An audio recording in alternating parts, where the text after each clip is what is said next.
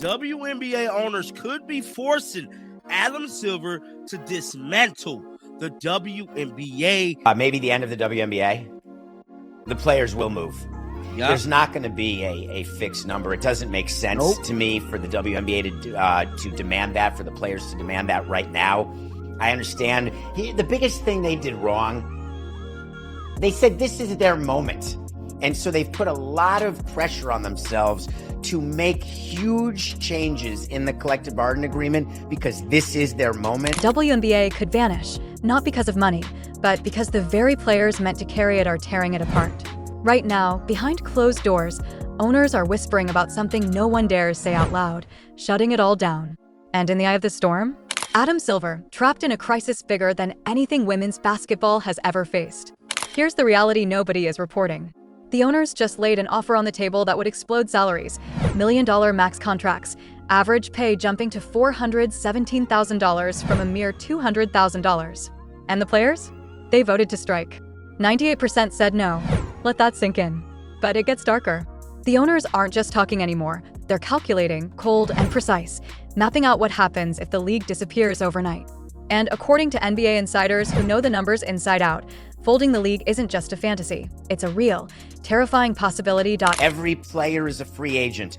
All of them want money and need money. If you have a well-capitalized and well-funded business, the way Project B may be, that could be the end of the WNBA. What I'm telling you is that if the players get too greedy, it will be the end of the WNBA. That's not the end of the world for them. Because they have options. Let me paint the full picture. The players just turned down a $1 million max salary. Base pay averaging $417,000, plus $200,000 in performance bonuses and revenue sharing on top, a deal that could push some stars past $1.2 million. For context, the old maximum barely nudged $200,000. This isn't a minor raise. This is generational wealth, a transformation for women's basketball, and they said no. Why? Because they want what the NBA has. They want a guaranteed slice of revenue, 50% or more. Seems fair? Wrong. Dead wrong. Here's why patience is evaporating. The WNBA has been bleeding money for decades, not millions, hundreds of millions, propped up by NBA owners who treated it as a long-term investment in women's sports. But even the deepest pockets have limits. Right now, the league is drowning in 27 years of debt. The players want NBA-style revenue sharing. But here's the brutal truth no one dares say. The NBA rakes in over $10 billion a year. The WNBA? They're just celebrating breaking even. You can't divide revenue that doesn't exist. You can't demand 50% of negative numbers. That's not greed, that's math. And now whispers are spreading about Kathy Angel-Burt potentially being axed during these negotiations. Players want her gone, and owners are done with her too. Everyone is pointing fingers. But here's the cold reality. Swapping commissioners won't make casual fans tune in for regular season games. Ratings don't lie. When Caitlin Clark takes the court, numbers skyrocket. When she sits out, they plummet. This isn't sexism, it's data. The league's survival hinges on a handful of stars, the very ones who could price themselves out of the game entirely. And here's the twist. Project B, a brand new women's basketball league, is poised to launch. Well-funded, hungry, ready to poach every star if WNBA negotiations collapse. Every player is a free agent in this standoff. No contracts, no loyalty clauses, just raw money. Adam Silver is involved, even if he claims otherwise, because he's watching owners calculate. Is it cheaper to fold the WNBA and start fresh than to meet demands that make no financial sense? That's the reality in those luxury suites. Players think this is their moment. They've said it publicly. Leverage Caitlin Clark's breakout season, Paige Boer's arrival, strike while the iron is hot. But here's the miscalculation. Attention doesn't equal profit. Ratings and attendance may rise, but the books aren't balanced.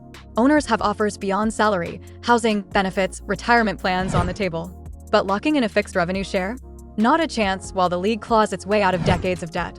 This isn't greed. It's survival, the union overplayed. They all in, declared this their defining moment, and backed themselves into a corner where anything less than a massive victory looks like defeat. Strategy 101, incremental wins over multiple rounds. You don't gamble the whole league on a single hand. Experts warn, if players refuse to compromise on revenue share, the WNBA could fold, not as scare tactics, but as a stark financial reality. At some point, wealthy investors stop burning money, and for 27 years, that's exactly what the WNBA has been, a bonfire kept alive by belief. But belief has limits, and those limits are being tested. Owners have expansion fees in hand, broadcast deals waiting. But those deals are tied to the NBA. If the league becomes more liability than opportunity, there's a way out. The truth? This isn't about fairness. It's about economics. The players want to be paid as if the league is mature, when it's still in growth mode. That's the disconnect. And whispers say not all players supported the strike, maybe 3% held out. Some speculate it's Caitlin Clark. The very player who put the league in the spotlight might be the one calling for restraint. That alone says a lot. Housing and benefits can be negotiated. But the core issue, revenue share, remains unsolvable if both sides refuse to budge. Imagine this scenario. Owners call the bluff. They say, strike? Fine. See you never. Expansion fees refunded. The league walks away. Suddenly, every WNBA player is unemployed, scrambling overseas for pay that already exists, except now there's no American platform to return to. The debt is real. After nearly 3 decades of losses, you don't demand profit sharing after one strong year. Recovery requires multiple profitable seasons. The players want to skip that and go straight to the reward. Owners say, not today. And let's be honest, NBA comparisons fall flat. LeBron sells out arenas, moves merchandise, dominates primetime TV. Most WNBA players? Not even close. It's not an insult, it's reality. The tragedy, the league was finally growing real, measurable growth. Caitlin Clark versus Angel rivalries. The Aces dynasty. Stories fans actually cared about. Now, momentum teetering on collapse as both sides play a deadly game of chicken with the league's future. Timing couldn't be more dramatic. Women's sports are trending like never before. March Madness women's ratings rivaled men's. The WNBA draft was unmissable TV. Endorsements flowing. And the players? They chose now to potentially blow it all up. Brave? Reckless? History will decide. Owners hold leverage few notice. They can survive without the WNBA, a side project for billion-dollar NBA franchises. Meanwhile, the WNBA is the players' main American stage. Who has more to lose? We're watching a high-stakes standoff. Players believe owners won't fold a league basking in positive press. Owners believe players won't abandon lucrative deals. Someone will be wrong. And when they are, it will be spectacular. One of 3 outcomes awaits. The players accept a slightly modified offer and call it a win. Owners lock them out and a season vanishes. Or the nuclear option. The league dissolves entirely, leaving the court open for a fresh start. The heartbreak? Women's basketball doesn't need this chaos. The talent is unmatched. Games are thrilling. Everything was trending up until contract drama stole the headlines. Now, casual fans see money disputes instead of buzzer beaters. Even if you don't watch, this is a masterclass in what happens when negotiation fails in a growing, but profitable enterprise. Momentum squandered, leverage wasted, public goodwill at risk. Adam Silver inherited this storm. He's trying to mediate between players chasing NBA-level pay and owners bleeding millions to keep the WNBA alive. Impossible. Deadlines stretch 30 days, then 40 more. Extensions only delay the inevitable. Eventually, someone will say, take it or leave it. That's when the truth comes out. Numbers don't lie. Debt is real. Losses are real.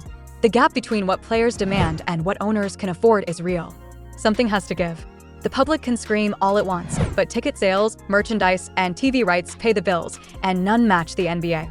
If the league collapses because of excessive demands, the blame falls squarely on the players. If owners fold rather than make a workable deal, they prove they never fully believed. Either way, women's basketball loses. And that is the true tragedy. This is the defining moment, not Caitlin Clark's rookie year, not attendance records. The future of the league hinges on these negotiations. And right now, it's looking grim. The question isn't who will blink, it's whether the league will even be standing when someone does.